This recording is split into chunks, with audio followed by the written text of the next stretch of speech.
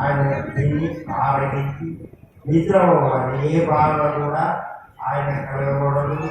అట్లనే ఇలా కొద్దిగా నీళ్ళ పాత్ర పాల పాత్ర కూడా పెట్టాలి. నీళ్ళు పాలు కూడా పెట్టడం జరిగింది.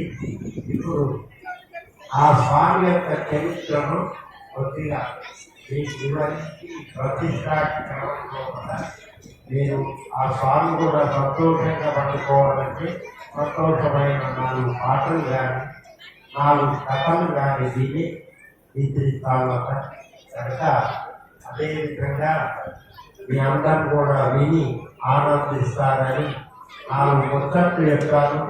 ఇది పూజలో భాగమే తప్ప పూజ కాదు కనుక మీరందరూ ఆ ముచ్చట్లు శ్రద్ధగా వినండి.